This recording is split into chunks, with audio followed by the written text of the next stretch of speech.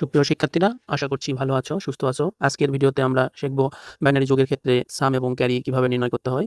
তোমরা ইতিমধ্যে দেখতে পাচ্ছ ডান দিকে আমি বাইনারি যোগের জন্য কিছু গুরুত্বপূর্ণ সাম এবং ক্যারি নির্ণয় করে রেখেছি। এগুলো কিভাবে আসে চলো আমরা বোঝার চেষ্টা করি। প্রথমে দেখতে পাচ্ছ 1 এবং 1 যোগ করার ফলে সাম এসেছে 0 এবং ক্যারি এসেছে 1। এক্ষেত্রে প্রথমে কি করে নিতে হয়? প্রথমেই যে কয়েকটি 1 আছে তার ডেসিমাল যোগ করে নিতে হবে। অর্থাৎ সাধারণভাবে যেটি যোগ করা হয় সেভাবে একের একে যোগ করলে হয় 2। এখন 2 এর আমরা বাইনারি কনভার্ট করব 2 কে। তাহলে আমরা পাবো 1 0।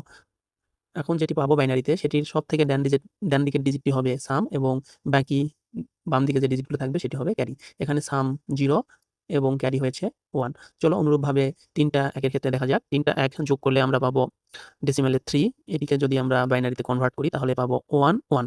তাহলে আগের নিয়মেই সবথেকে ডান পাশেরটা হবে সাম এবং বাকি যে ডিজিটগুলো থাকবে সেটি হবে ক্যারি। তাহলে আমরা পাবো সাম 1 এবং ক্যারি 1। এর পরবর্তীতে দেখতে পাচ্ছি আমরা ৪ টা 1 এর যোগ করা হয়েছে। ৪ টা 1 এর ডেসিমাল যোগ করলে হবে 4। এটিকে বাইনারিতে কনভার্ট করলে পাবো 1 0 0। তাহলে সবথেকে ডান দিকেরটা হবে সাম এবং বাকি যে ২ টা অবশিষ্ট থাকবে সেটি হবে ক্যারি। এক্ষেত্রে সাম 0 এবং ক্যারি 1 0। ৫ এর ক্ষেত্রেও একইভাবে বা একই নিয়ম প্রযোজ্য। ৫ কে আমরা বাইনারিতে কনভার্ট করলে পাবো 1 0 1। এখানে একদম ডান পাশেরটা সাম অর্থাৎ 1 হবে সাম আর ক্যারি হবে 1 0, যা আমরা ইতিমধ্যে লিখে রেখেছি। আশা করছি বুঝতে পেরেছ সাম এবং ক্যারি কিভাবে নির্ণয় করতে হয়। তো চলো এর বাস্তব প্রয়োগ বাইনারি যোগের ক্ষেত্রে কিভাবে হয় সেটি বোঝার চেষ্টা করি। তোমরা দেখতে পাচ্ছ আমি অলরেডি একটি বাইনারি যোগ লিখে রেখেছি। এটি এখন সমাধান করব। প্রথমে রয়েছে একদম ডান পাশে ৪ টি 1, ৪ টি 1 এর ডেসিমাল যোগ করলে হয় 4। এটিকে যদি আমরা বাইনারিতে কনভার্ট করি তাহলে পাবো 1 0 0।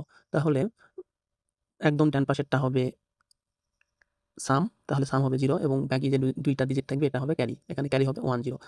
এখন এই ক্যারিটা বাম দিকে যাবে, কিন্তু ওই ক্যারিটা এভাবে সরাসরি বসানো যাবে না। যে বাইনারিতে যে 1 0 পেয়েছি তার ডেসিমাল রূপটি বসাতে হবে। আমরা জানি 1 0 এর ডেসিমাল হবে 2, তাহলে এই 2 টা এখানে যেয়ে বসবে।